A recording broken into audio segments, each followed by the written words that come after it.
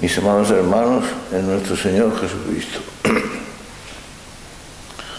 hoy celebra la Iglesia la fiesta de la Sagrada Familia. Y en cuanto a nosotros, continuando el llamado rito ordinario, la verdad es que nunca se ha habido porque este rito en el cual se ha celebrado la Santa Misa durante 20 siglos, y han celebrado tantos santos, tantos doctores, y se llama sin embargo extraordinario. Y en cambio el otro pequeño, más, bueno, en la duración tiene menos años, es más moderno, según algunos, su validez es muy inferior al llamado rito extraordinario, pero en fin, son los misterios de las estructuras eclesiales. No hagamos caso y obedezcamos a la Iglesia. Pues bien, siguiendo con el rito llamado extraordinario y en la celebración de la fiesta de la Sagrada Familia, hoy con la ayuda de Dios vamos a centrar nuestra consideración en algunas reflexiones acerca de la primera de las lecturas que corresponden a la liturgia de la palabra de hoy. El fragmento de la carta a los Colosenses que abarca desde el capítulo 12, desde el verso 12 al 17 del capítulo 3. Dice así el apóstol en este fragmento de la carta dirigida a los Colosenses y en realidad a todos los cristianos. Dice así: y Dios lo dispuso en la iglesia, dice así: revestíos, por lo tanto, dice el apóstol, revestíos, por lo tanto, como elegidos de Dios, santos y amados, de entrañas de misericordia, de bondad, de humildad, mansedumbre, paciencia, soportándoos unos a otros, perdonándoos mutuamente si alguno tiene queja contra otro. Pues como el Señor os perdonó, así también vosotros. Pero por encima de todo mantener la caridad, que es el vínculo de la perfección. Como veis, el apóstol hace aquí una enumeración de las principales virtudes cristianas, del conjunto de las virtudes cristianas.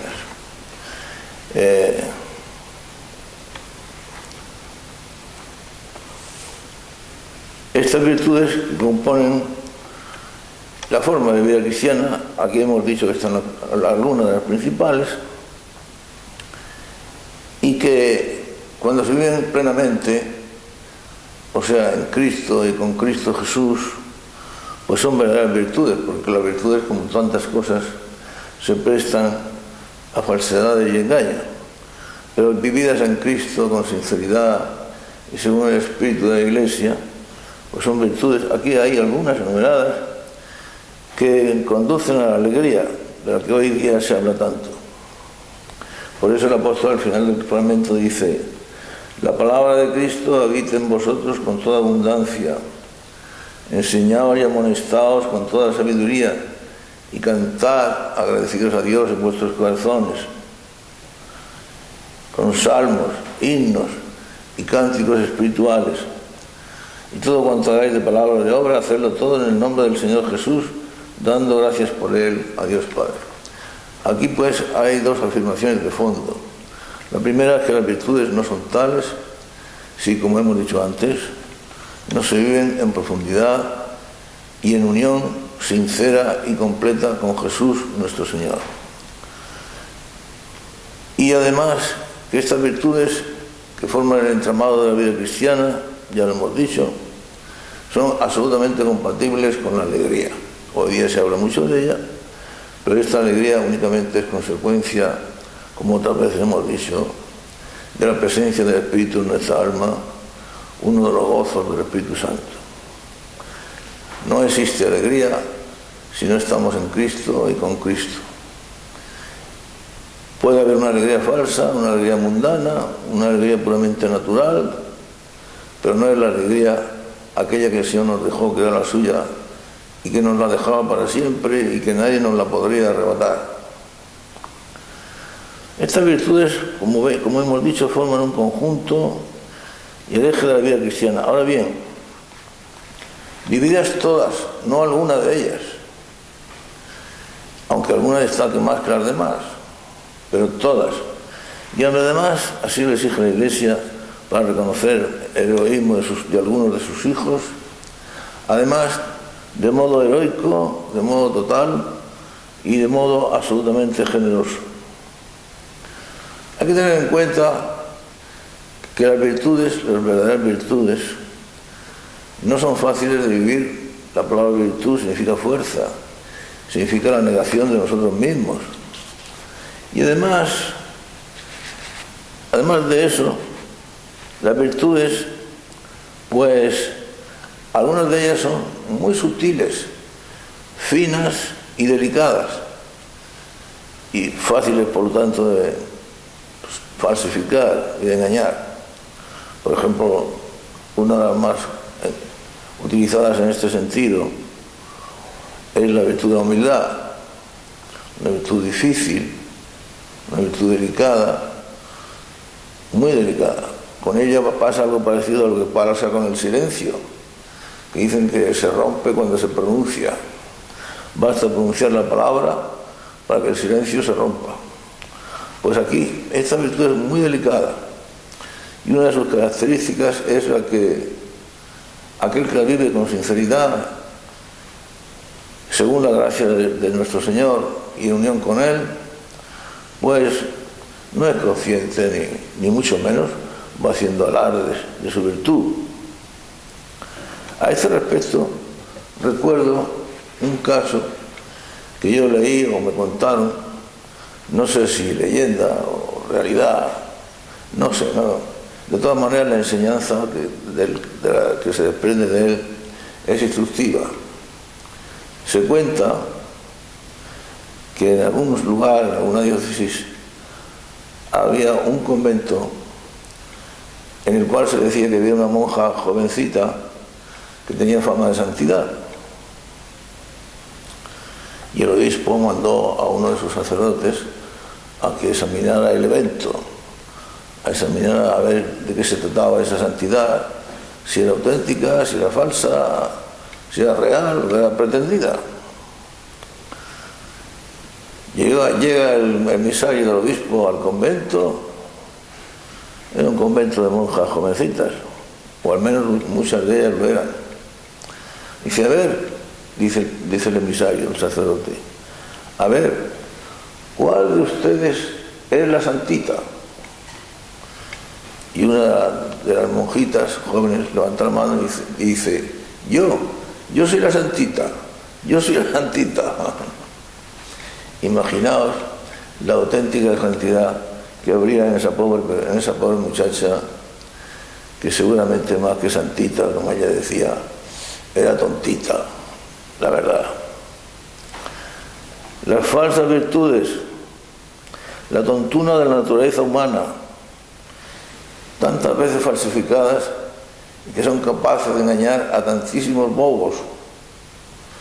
Cuánto amor totalmente falso, que no es otra cosa sino un odio pretendido, disimulado, o un pretexto para mejorar a los que piensan de igual manera que lo pretende, o beneficiar a los amigos, o obtener provecho, o lo que fuere. Algo de esto se puede decir también de la virtud de la pobreza, y en realidad de todas. Se prestan a todo, y hay que tener ojo avizor, y engañan a millones de personas, sobre todo aquellos tantos, los que yo llamaría bobos, que no se dejan guiar por la luz del Espíritu.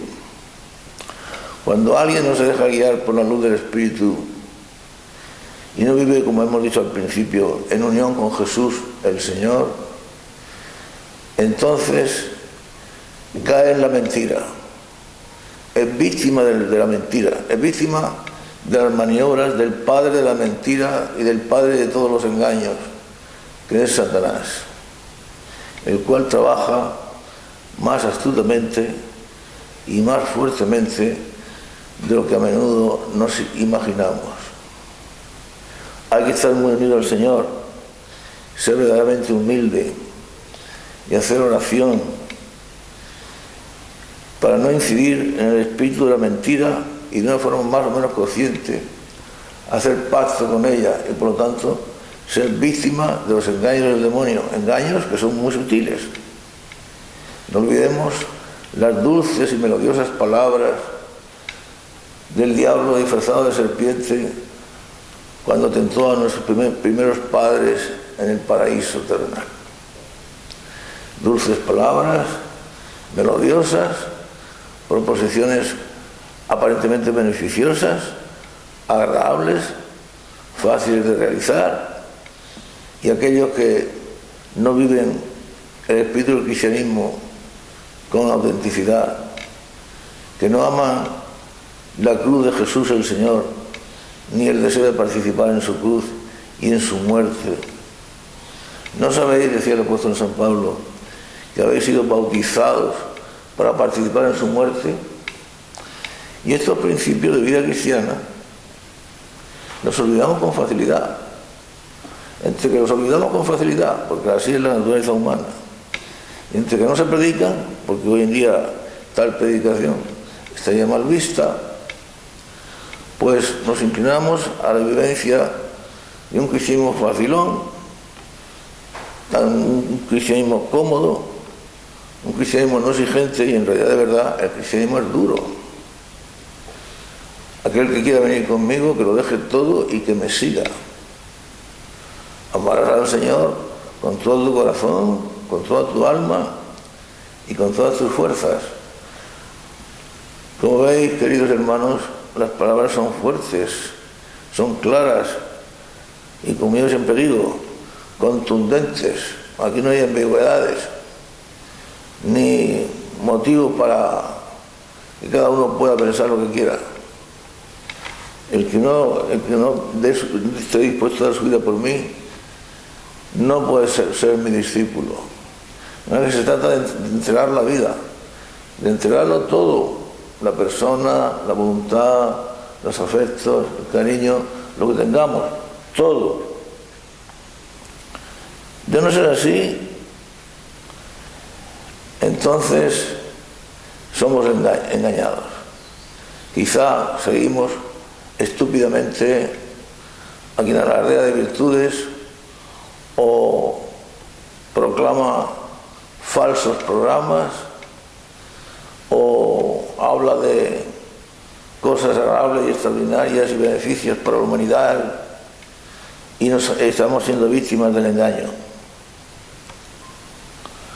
Hay que tener en cuenta, antes hemos hablado, de que el ejercicio de las virtudes no solamente es compatible con la alegría cristiana, sino absolutamente necesario. La alegría es fruto del Espíritu Santo. Y el fruto del Espíritu Santo solamente se produce, se da en el alma, en el corazón de aquellos que sinceramente desean imitar a Jesucristo y aman a Jesucristo. Sin amor a Jesucristo, sin esfuerzo por seguir a Jesucristo, seamos como seamos, aunque seamos pecadores, pero si nos esforzamos por amarlo y por seguirlo y por vivir sus enseñanzas, su Espíritu estará con nosotros. Y con el Espíritu del Señor, la alegría y el gozo en el Espíritu Santo. Es exclusivo de Él. Y este gozo y esta alegría son absolutamente compatibles con el sufrimiento, con el esfuerzo, con las persecuciones y con lo que sea. Es más, sin ese esfuerzo y sin ese sufrimiento y sin compartir la cruz de aquel que amamos con todo nuestro corazón o que desearíamos amar con todo nuestro corazón, sin eso no hay verdadero sufrimiento, no hay verdadero gozo, no hay auténtica alegría. El apóstol habla en este fragmento de los Colosenses, habla de la paz de Cristo. Lo hemos leído antes.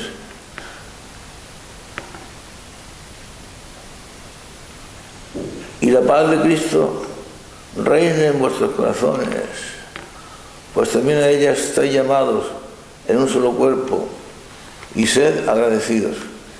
Esa paz de Cristo que no tiene nada que ver con la paz del mundo, porque la paz del mundo es una entelequia, es una utopía, es una falsedad. La paz del mundo no produce el gozo, la paz, la tranquilidad del corazón humano, no la produce. Es más, conduce a la amargura, al abatimiento, a la desesperación, al vacío interior. Y por fin y en definitiva, si Dios no lo remedia y no nos arrepentimos, puede llevarnos incluso a la condenación eterna. Pero como hemos observado antes, el apóstol señala en este fragmento que muy bien, las virtudes cristianas y lo que queramos, las prácticas de la vida cristiana y la sinceridad en practicarlas, en seguirlas, pero que de todo y por encima de todo, la caridad. La primacía la tiene la caridad. Si no estamos enamorados de Dios,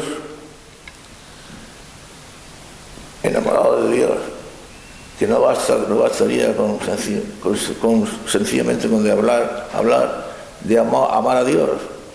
Amar a Dios está muy bien dicho, bien expresado, pero hermanos míos queridos, en realidad, de verdad, habríamos de estar enamorados de Dios, una expresión que yo suelo utilizar, pero que todo el mundo comprende con caída de baba, porque no es lo mismo estar enamorado que simplemente amar.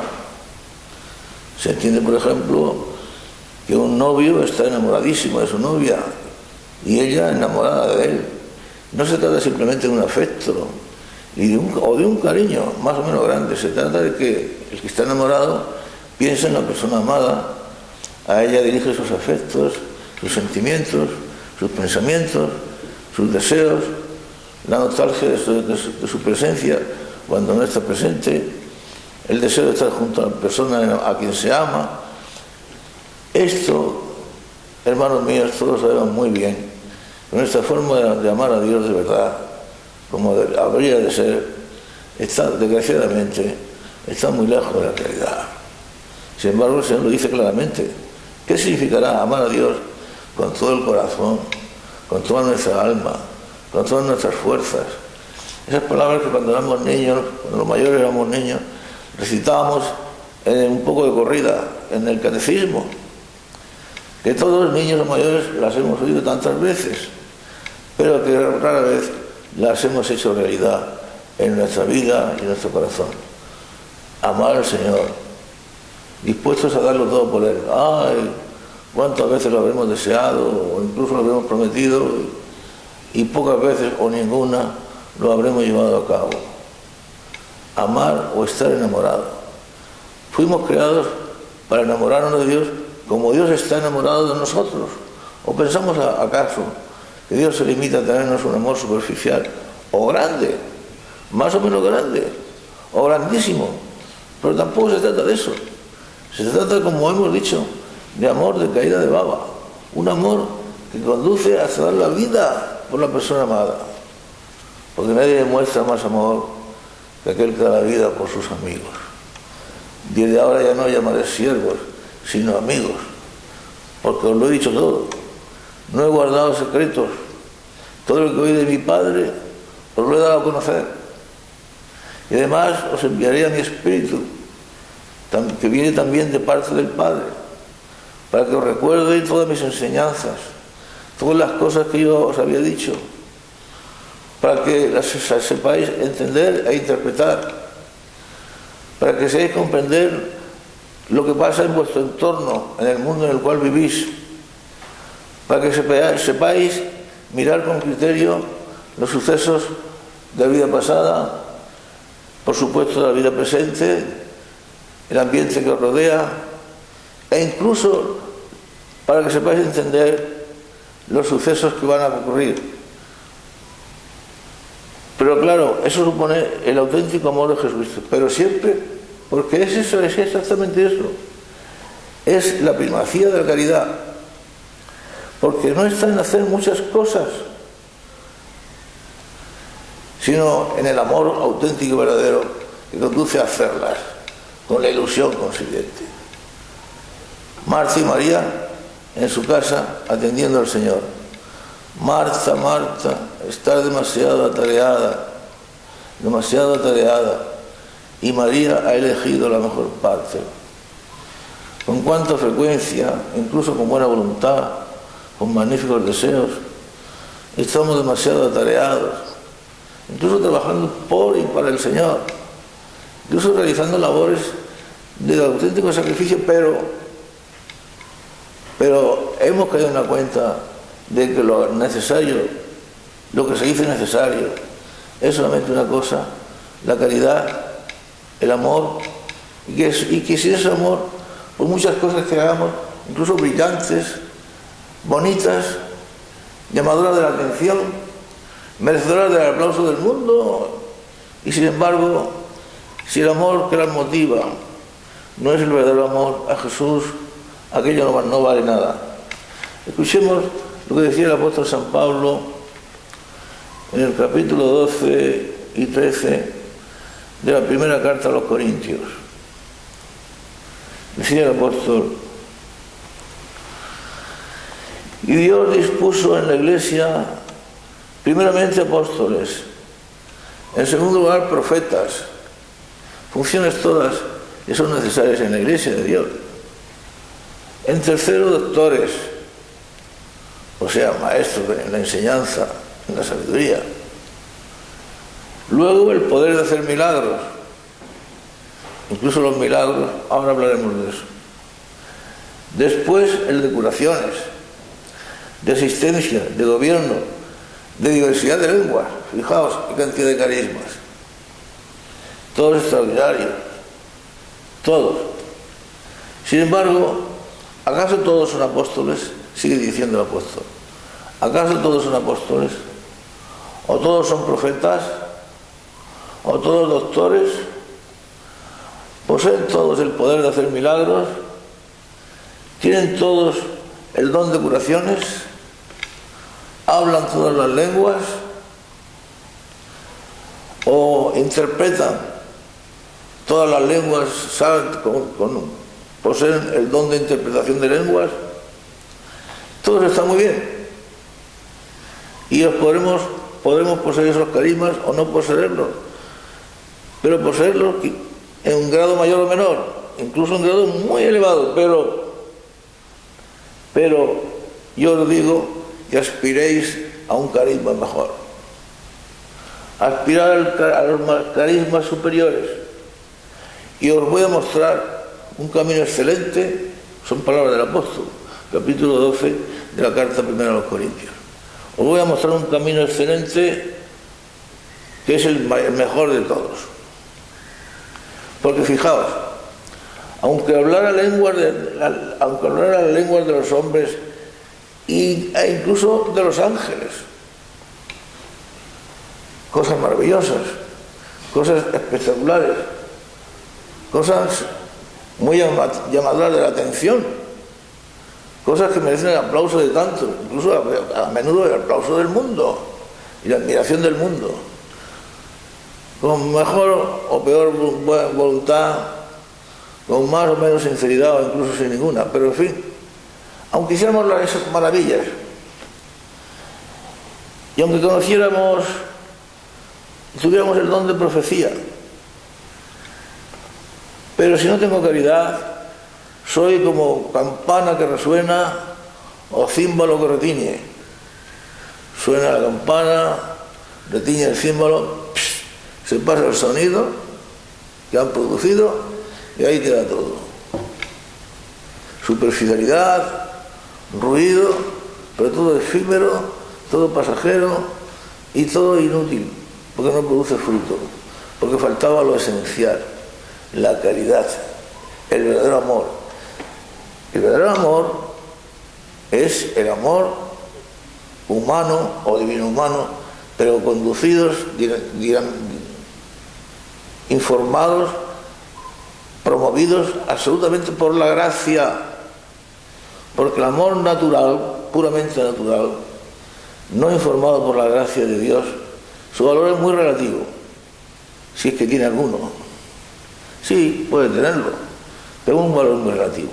El verdadero amor es aquel que va acompañado de la gracia, que es la que hace que el amor en el corazón del hombre sea verdadera participación, auténtica participación en el amor infinito. Y el amor infinito, como todos sabéis, hermanos míos queridos, es Dios. Y digamos lo que digamos, y hablemos de lo que hablemos, y mintamos como nos da la gana, pero el amor que nos va conducido, que nos va animado por la gracia de Dios, que no tiene su fuente en el amor infinito, que no nace del amor auténtico, enamorado de Jesucristo el Señor, no es amor verdadero. Por eso, claro, el mundo acaba envenenado y produciendo disparates. A mí me llama la atención, por ejemplo, en estos días que está hablando tanto del aborto, tanto en el mundo civil como en el mundo eclesiástico, y de las leyes que han de regular el aborto, y las que lo regulan bien, o las que no lo regulan, o lo regulan mal, o son leyes imperfectas, o el aborto se puede producir legalmente, legítimamente, cuando se dan tales o cuales condiciones. Y esas condiciones son las que se aprueban en los parlamentos, las que aprueban los hombres. Pero bueno, vamos a ver. El aborto, en todas sus formas y maneras, está prohibido gravemente por la ley divina. Es un pecado gravísimo, merecedor, siempre lo ha sido, de excomunión. Los que lo practican o que colaboran a que se produzca están excomulgados, fuera de la Iglesia. Si se mantienen en esa postura, su condenación es segura y, como es siempre la condenación, eterna. Pero bueno, ¿quiénes somos los hombres para regular, para poner peros o para mejorar las condiciones en las cuales una cosa que está absolutamente prohibida, sin excepción alguna, por la ley divina? Es que sabemos más que Dios. ¿Pero qué hay que discutir? Luego, además, las discusiones y las razones que se suelen poner para justificar lo injustificable son mentirosas, y todos lo saben que son mentirosas, pero sin embargo todos disimulan hipócritamente. Es uno de los castigos de la sociedad moderna y de la Iglesia actual, de los cristianos actuales, que Dios ha permitido por nuestra maldad, por la opción que hemos hecho por la mentira, porque hemos optado por abandonar a Dios y seguir a Satanás. Por ejemplo, cuando se dice que una de las razones que legitiman el aborto es el peligro psíquico para la madre. ¡Qué hipocresía! Y ese peligro psíquico, sea real o no sea real, y aunque fuera real, durante milenios, muchos miles de años, las mujeres han dado a luz a sus hijos y habrán pasado por más o menos miedo. Hay situaciones que producen más o menos riesgo, pero con ese riesgo hay que contar. Forma parte de la existencia humana. Eso es un coladero, porque cualquier mujer, o cualquier ATS, o cualquier medicucho puede decir que hay peligro psíquico, la madre se puede asustar o puede sufrir un poquito, y ya es, pues claro, como eso no se puede demostrar, suficiente coladero para que ya el aborto sea lícito, sea legal. Pero es que las leyes humanas, cuando se oponen a la ley divina, son legítimas, son legales. ¿Hasta qué punto, mentiroso, la ley humana se puede oponer a la ley natural? La ley natural es la que está puesta en el corazón del hombre, en la naturaleza humana, puesta por Dios, que es una expresión de la ley eterna. La ley eterna es la voluntad de Dios, que, como decían los clásicos, es la voluntad de Dios que ordena toda acción y todo movimiento. Dios es el Señor, el único Señor, el único que está legitimado para dar leyes éticas o morales valederas y obligatorias para toda la humanidad. Y nosotros nos permitimos el lujo de transformarlas a nuestra forma, a nuestra manera. Esto es algo parecido a lo que le pasaba al gran San Francisco de Asís, cuando la jerarquía de la Iglesia, hasta cierto punto, pues claro, es comprensible su actitud de la jerarquía de aquel tiempo, el siglo XII, que querían corregir los estatutos establecidos por San Francisco de Asís para sus frailes menores, porque les parecía que aquello era muy exagerado, demasiado exigente, extremadamente difícil. Y decía el santo, pero bueno, vamos a ver, si esto no es ni más ni menos que lo que dice el Evangelio, al pie de la letra, puesto en forma de ley. No, pero eso hay que, teniendo en cuenta, hay que mitigarlo, hay que corregirlo, y decía el santo, pero ¿cómo se puede corregir el Evangelio? ¿Cómo nos vamos a ponernos nosotros a darle lecciones a Dios? Sin embargo, el santo, que era verdaderamente humilde, que nunca hizo alarde de su amistad, de su humildad, que nunca creó situaciones artificiales para ser aplaudido, no le importaba absolutamente nada el ser aplaudido, ni tampoco el ser perseguido e incomprendido, pero obediente siempre a la Iglesia, aceptó siempre las directivas de la Iglesia y en esa obediencia murió, imitando a Jesucristo, que se hizo por nosotros obediente y obediente hasta la muerte, y muerte de cruz.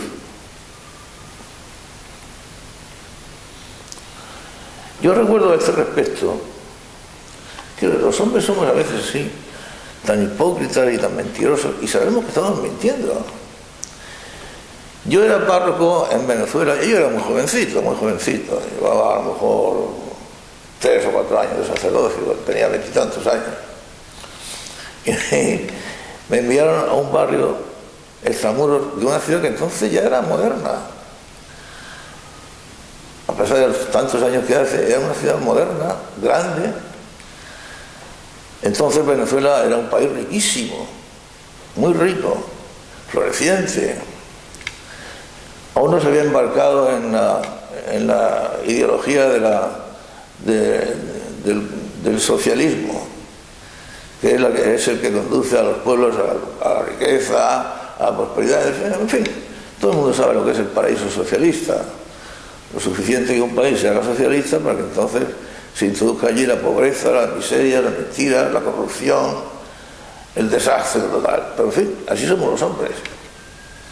Parece que lo preferimos eso. Es como los cerdos que prefieren revolcarse en su propio excremento. O como decía San Pedro, la perra que vomita y se revuelca o se vuelve a comer su propio vómito. Así somos los seres humanos.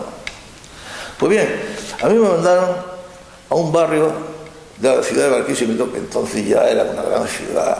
Y repito, Venezuela era entonces, ahora ya no, desde que se ha embarcado en la aventura socialista, ahora no hay ni para papel higiénico, ni para pan para comer, cuando Venezuela es un país riquísimo. Pues a un barrio allá prácticamente separado de la ciudad, no ya por muros especiales o por la distancia, sino porque la gente toda era muy pobre, y toda pues allí no llevaba nada, se moría nadie de muerte natural, sino de muerte violenta. Todo el mundo iba armado. Yo solía decir, con mayor o menor exageración, pero con cierta gracia y con cierto fundamento, que en mi barrio, que era un barrio enorme, recuerdo que se llamaba Barrio Unión, todas las casas eran prostíbulos, menos la mía, la casa parroquial, que tampoco estoy muy seguro si cuando yo me largaba, como ahí entraba todo el mundo, pues no estoy seguro de nada, pero en fin, era la casa del párroco. Pues me acuerdo que un día el obispo de Barquisimeto, nos convocó a los párrocos de toda la ciudad para transmitirnos una idea suya. En aquellos tiempos, yo cuando llegué a América, que era como, repito, yo era muy jovencito, me llamó la atención algo que sucedía ya en Venezuela, y luego lo vi aún con mayor intensidad y gravedad en los Estados Unidos. En los Estados Unidos aún se da el fenómeno Yo hacía cierto tiempo que no voy a los Estados Unidos, pero lo he vivido ahí. Las parroquias cuyo objeto principal de su pastoral, de su apostolado, era conseguir dinero. Digan lo que digan, o lo reconozcan o no, pero todas las personas de buena voluntad en los Estados Unidos, al menos cuando yo estaba, ocurría así. Los sacerdotes, los párrocos, eran valorados no por el tiempo que hacían de oración, no por su virtud personal, no por la pastoral que llevaban a cabo, no, por el dinero que conseguían. Al menos en Venezuela, todas las grandes parroquias que daban muchísimo dinero, porque entonces el bolívar era una moneda muy alta, que estaba casi a la par con el dólar, pues pertenecían a las grandes zonas religiosas, los jesuitas, los franciscanos, los capuchinos, los otros, los cuales, etc. Y lo primero que hacían las órdenes religiosas cuando no había clero nativo, para hacerse cargo de una parroquia nueva, lo primero que hacían era examinar los libros parroquiales. ¿Para qué? Para ver el número de bautizos, el número de entierros, a dónde llegaban las colectas. Todo esto que yo estoy diciendo a muchos les parecerá que es una broma, una exageración por mi parte. Estoy ante Dios y digo la verdad, absolutamente la verdad. Yo lo he vivido todo eso, lo he vivido. Pero vamos a nuestra historia. Un día el obispo de Barquisimeto nos convoca a todos los párrocos de la ciudad. Yo era el más jovencito de todos y estaba en un barrio, bueno, mi barrio a partir de la puesta de sol, allí no entraba ningún taxi de la ciudad, porque era peligroso. Los tiroteos allí eran frecuentes. Yo podía contar a veces respecto a aventuras entre maravillosas y hasta graciosas. Fijaos si el barrio era pobre, que en cierta ocasión yo tenía que llevar una asistencia a una familia, una ayuda, y yo pedí la dirección, calle tal, número tal, pues bueno, y me voy a visitarlos en mi barrio, dentro de mi parroquia. Y si no recuerdo ahora cuál era el número de donde vivían la familia a la que tenía que ayudar, pero si era por ejemplo el 103, yo iba mirando los números, llego al 101 y al siguiente pasa al 104. El 103 no estaba. Entre el 101 y el 104 había un solar. Cosa más extraña, esta casa no aparece por ninguna parte. Había allí una mujerzuela en el solar y en un rincón. Me acerco y digo, oiga, ¿usted pertenece a la familia tal? Sí, en efecto, yo soy. Y pues es que me han dicho que vivía en el número 103. Si este es el número 103, lo que pasa es que es un puro solar. Aquí vivimos. Bueno, y a este respecto yo podría contar cosas sin parar. Os hagáis una idea, hermanos queridos, de la pobreza del barrio. Y eso que era una ciudad, como era una nación, repito, riquísima, pero en fin, la naturaleza humana. Pues bien, estamos hablando de que podemos hacer cosas maravillosas, pero que no se trata de hacer cosas ni maravillosas ni no maravillosas, sino de vivir con sinceridad el espíritu evangélico, el espíritu cristiano, y de amar con realidad y con sinceridad a Jesucristo el Señor, que dio su vida por nosotros. Pues bien, sigamos. Nos convoca el obispo y nos dice que nos ha convocado porque está dispuesto y decidido, lo había pensado, a llevar a cabo unas misiones populares. En aquella época, ya hace muchos años esto, aún se realizaban con frecuencia las llamadas misiones populares. Actualmente ya no hay misiones ni populares ni no populares, porque desde que la Iglesia ha dejado de ser misionera y desde que no hay ninguna necesidad de misionar, porque todos estamos salvados, ojalá fuera verdad, todos estamos salvados y nadie se condena, pues ¿qué vas a misionar? Todos estos conceptos de misión y de iglesia, como todo el mundo sabe, bueno, los viejos lo sabemos muy bien, porque lo hemos conocido y lo hemos vivido lo uno y lo otro. Los jóvenes no saben nada o saben muy poco. Pero entonces había esas misiones populares que entonces se hacían con a bombo y platillo, con todos los elementos clásicos de lo que eran las misiones en los pueblos. Se llevaba a la gente al cementerio, se les predicaba sobre la muerte, sobre el infierno, sobre el juicio final, sobre el juicio con calaveras en la mano, con oraciones penitenciales, con procesiones, etc. Todo eso entonces aún se hacía. Pues bien, el obispo dice, es que se me ha ocurrido la idea de que vamos a hacer todos en Barquisimeto unas misiones populares. Y que les hemos convocado a ustedes, que somos párrocos, para que me den su opinión. Bueno, se levanta un párroco, uno de los mayores, y dice, esta idea que acaba su excelencia de exponernos solamente puede venir y solo del Espíritu Santo a través del maravilloso cerebro y el gran corazón de su excelencia. Y el obispo, que era muy bueno, pero no era muy listo, pues se iba sintiendo cada vez más orgulloso. Llega luego a otro párroco. Esta idea genial, que es lo mejor que se podía pensar y hacer en la pastoral, tenía que ser fruto del corazón pastoral de su excelencia, del obispo. Es una idea magnífica. Yo sabía lo que pensaban los párrocos sobre eso y sobre tantas cuestiones, porque éramos colegas, aunque yo fuera el más joven de todos y hubiera relegado en el peor de los barrios donde nadie quería ir, pero sabía cómo pensaba. Además, antes de entrar a la reunión, lo que pasa en el mundo clerical, esto no lo entiendo, pero los seglares difícilmente lo pueden entender, pero los párrocos habían aprovechado para poner verde al obispo, pero bueno, eso es lo normal. Una de las cosas que a mí me llamaron la atención desde que era joven, desde que entré al seminario, yo entré al seminario, yo era universitario, pero entré al seminario a los 18 años, y me llamó la atención, muchas cosas me llamaron la atención, pero una de las que más me asombraron fue que el mundo de la lógica racional, la lógica, en el mundo eclesiástico apenas si existe. La lógica está ausente con bastante frecuencia en el mundo eclesiástico. Bueno, el caso es que llega otro sacerdote y lo mismo. Una idea genial, que pone los precios enseguida, esto va a conducir a la conversión de la ciudad y no sé cuántas cosas más. Y a mí, por suerte o por desgracia, como era el más joven, me tocó hablar en el último lugar.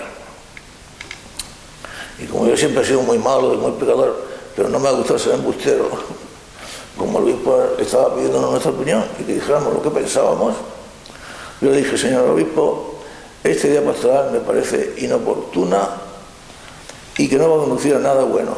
Y voy a decir por qué. Porque si queremos convertir y reformar a los demás, lo primero que hemos de hacer es reformarnos y convertirnos nosotros personalmente. Pero si no hacemos oración, si no amamos a Jesucristo, si no nos sacrificamos, si no estamos dispuestos a dar la vida por los feligreses, si nada más que pensamos en ganar dinero, y no exagero, entonces las parroquias ganaban, no la mía era una parroquia miserable, un techo bajo de latón, en la puerta había un arbolito medio seco, tenía un hierro colgado que servía de campana, etc.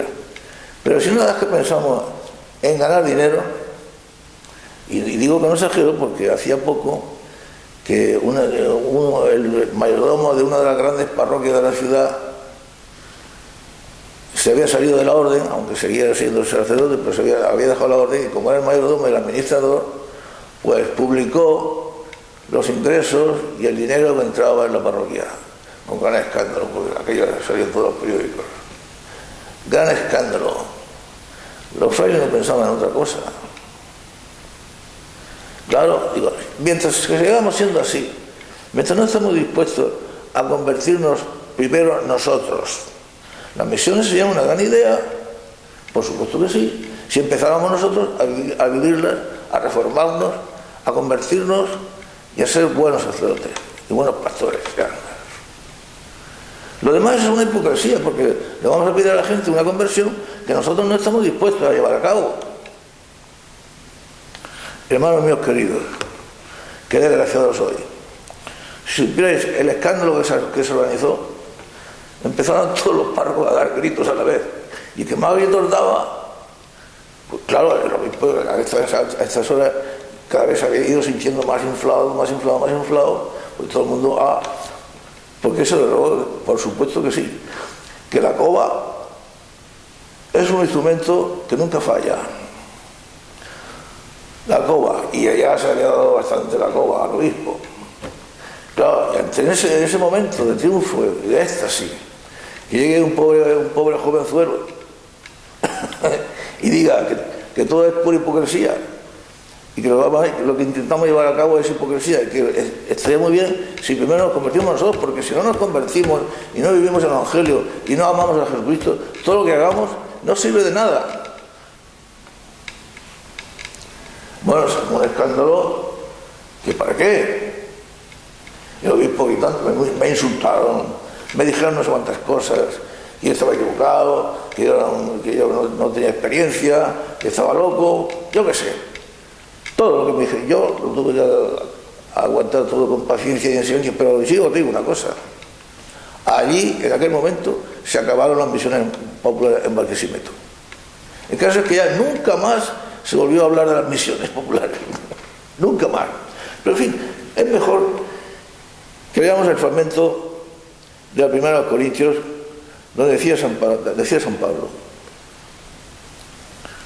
y si tuviera el don de profecía y conociera todos los misterios y toda la ciencia, y aunque tuviera tanta fe como para trasladar montañas, si no tengo caridad, nada soy, y nada de esto me sirve. Campana que suena, címbalo que retiñe. Esto no sirve para nada, aunque tenga todos los dones naturales y sobrenaturales, no sirve para nada.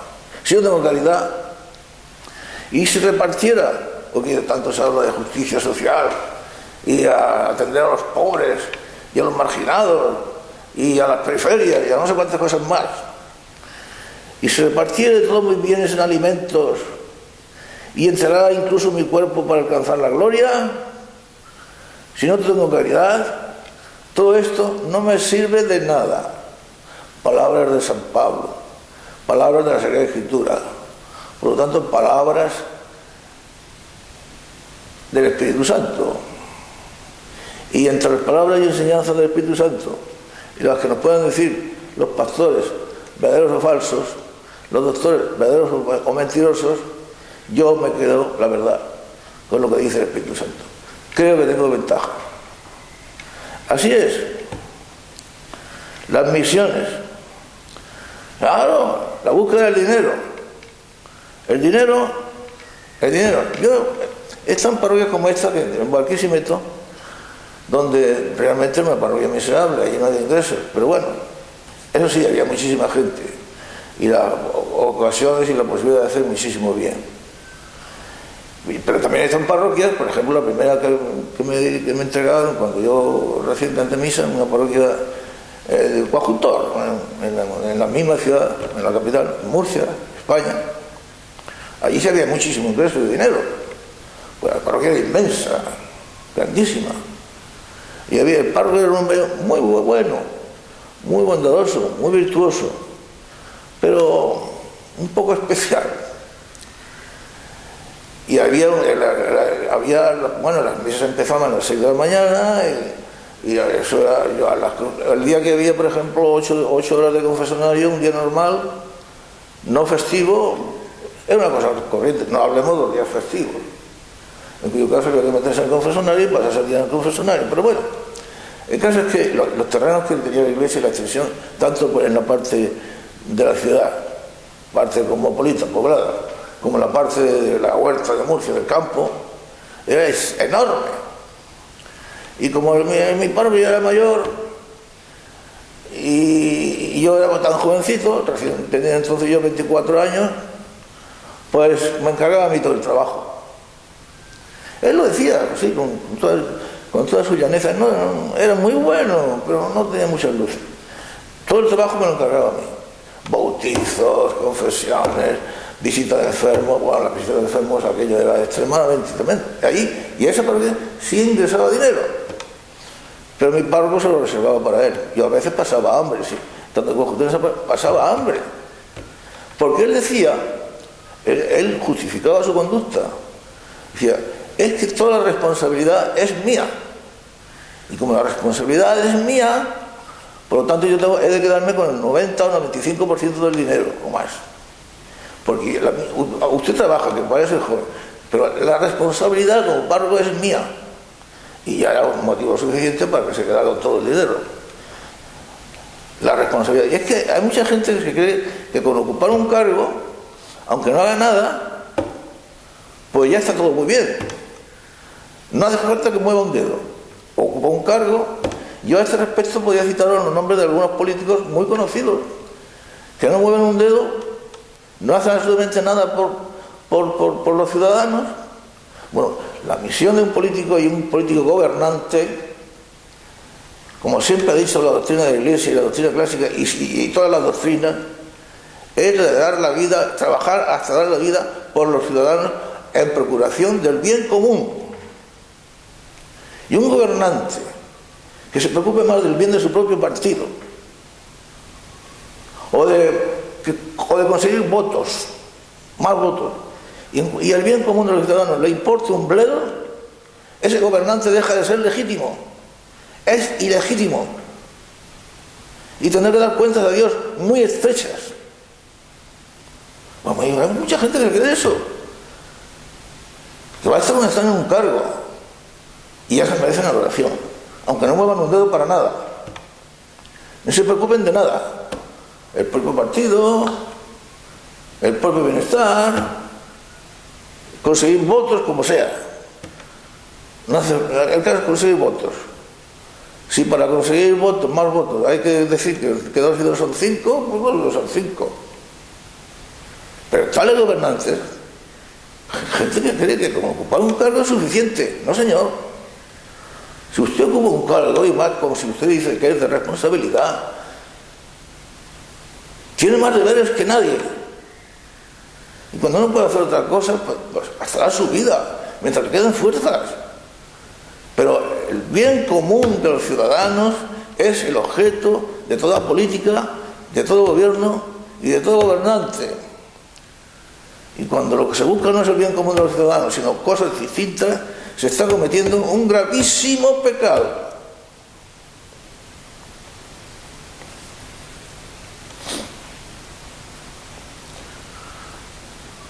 Para que os hagáis una idea, queridos hermanos, y perdonad por las anécdotas, pero eso distraen también, pero nada de lo que os digo es falso, ni siquiera exagerado, me quedo corto. Ante Dios, que estoy hablando ante Él, que he de dar cuentas, digo la verdad. Me acuerdo, por ejemplo, la primera Navidad que yo pasé en aquella parroquia en barrio Unión, así se llamaba mi barrio, en Barquisimeto. A mí me habían dicho que la misa de gallo consistía sencillamente en que iba todo el mundo, bueno, que había en aquel almacén, aquello de mi iglesia, un almacén, los demás en la calle, pues, iban miles de personas, pero todos, absolutamente todos, borrachos, totalmente borrachos. Y además con botellas de alcohol en la mano preparadas. Digo de alcohol, no digo de vino, ni de cerveza, ni de otras clases de alcoholes, no, alcohol puro. Y dicen que caían sin sentido hasta de emborracharse.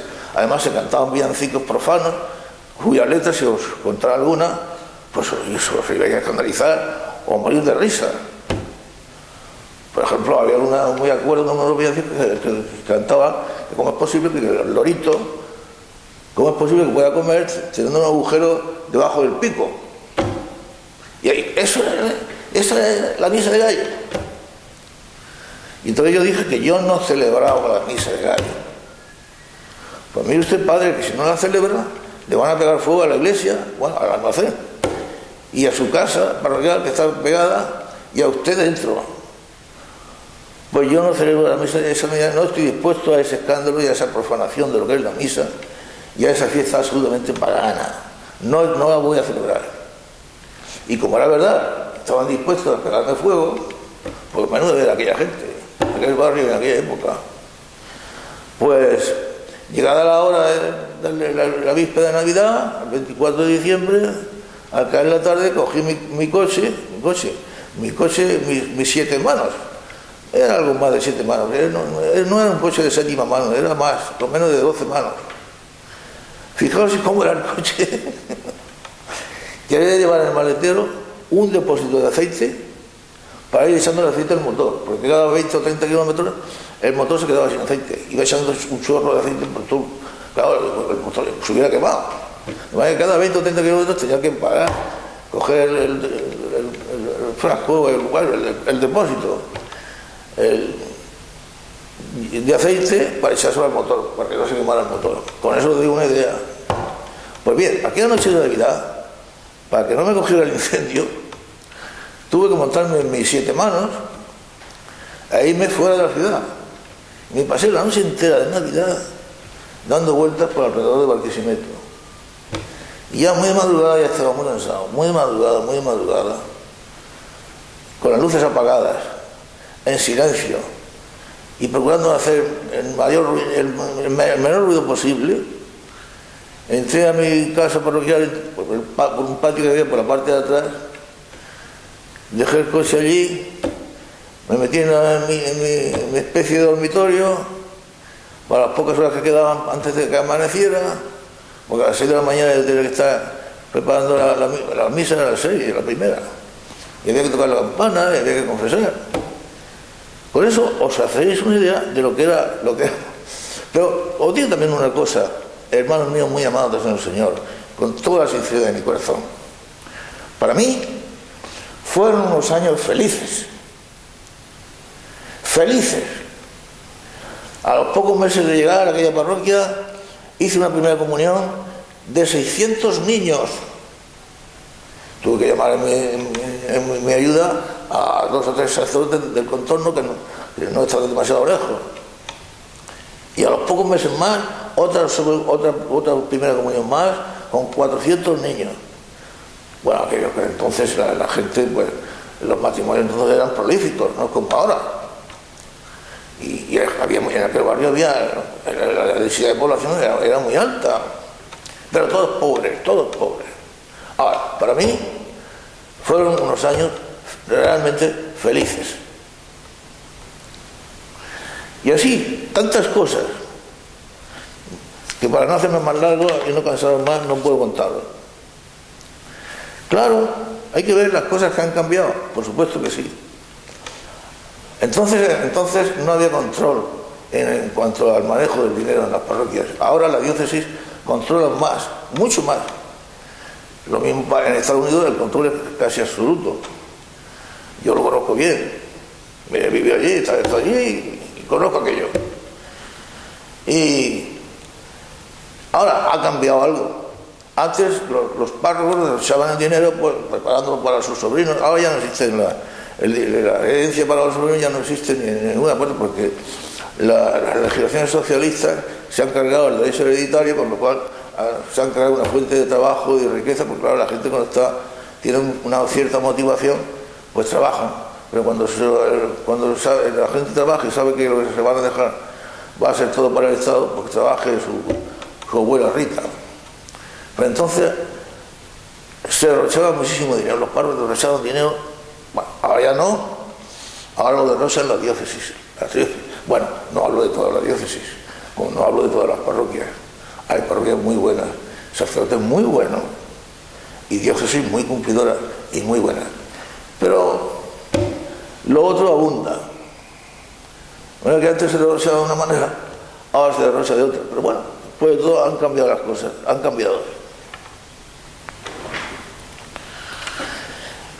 Es interesante que en el texto de la primera lectura que corresponde a la liturgia de la palabra de hoy, la fiesta de la Sagrada Familia, el apóstol nos habla de que la paz de Cristo llenará nuestros corazones. Hermanos míos queridos, ¿y qué otra cosa puede llenar nuestros corazones? ¿Y qué otra cosa nos puede producir la paz y la alegría y la tranquilidad y el consuelo en medio de tantas cosas malas y desgraciadas y sucias como estamos presenciando, en medio de un mundo que se ha vuelto de espaldas a Dios? ¿Qué otra cosa nos puede infundir esperanza y darnos consuelo y llenarnos de alegría que pensar en Él, de Jesús el Señor, el amado de nuestra alma? Somos muy malos, somos pecadores, pero Él nos ama Y nosotros la amamos. La paz de Cristo, dice San Pablo, la paz de Cristo llenará vuestros corazones. Es curioso que Jesucristo en la bienaventuranza hable del hambre y de la sed. Bienaventurados los que tienen hambre y sed de justicia, pues yo os prometo que quedarán hartos algún día. En el otro eón, por supuesto, como dice San Pedro, habrá cielos nuevos y tierra nueva, donde por fin reinará la justicia, por fin. Mientras tanto vivimos de ansiedad, de esperanza y de deseo, porque es que hay hambre y sed de justicia, porque no vemos más que injusticia y mentiras y corrupción, y cómo los hombres se han vuelto de espaldas a Dios y cada día se hunden más en el abismo al cual van siendo conducidos por ellos mismos y atraídos por Satanás. Una de las cosas que a mí últimamente más me impresiona en el mundo en que estamos viviendo y en esta iglesia nuestra a la que por la gracia de Dios pertenecemos, se supone que pertenecemos, porque entre tantos millones de católicos como sabiéndolo o sin saberlo han dejado de ser católicos, pero bueno, es la cobardía, el silencio de la jerarquía y de los obispos, el silencio total o cuasi total ante lo que está sucediendo. ¿Cómo un obispo puede estar tranquilo viendo cómo sus ovejas son engañadas y son conducidas al abismo de la perdición? Y él mismo vive una vida que deja a menudo tanto que desear. También hay obispos buenos y muy buenos, por supuesto que sí, pues eso no faltaría. La iglesia sigue siendo una iglesia y nunca perecerá. Y hombres santos y mujeres santas siempre van, no sean precisamente aquellos que triunfan según el mundo, no. Ay de vosotros cuando el mundo os aplaudiera y dijera, todos dijeran bien de vosotros, ay de vosotros entonces. No, para que el camino que nos lleva de verdad al cielo, el camino recto, lleva consigo la cruz, la persecución, la ignominia y el odio del mundo. Y eso lo veo muy bien.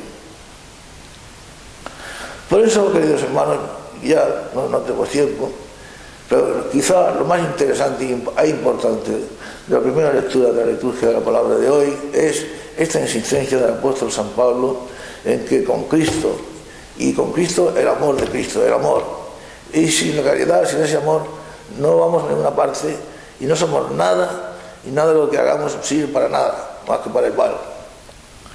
Por eso el tiempo en el que no hayamos amado ha sido un tiempo perdido. Yo lo he dicho muchas veces en aquellas dos estrofitas que tantas veces os las he repetido, abusando de vuestra paciencia. Quizá os las he repetido tantas veces porque a mí me gustan. No, ¿cómo no me van a gustar? Si son mías. Pero en fin, a mí me parece que no dejan de ser bellas. Tiempo que no se ha amado, tiempo perdido.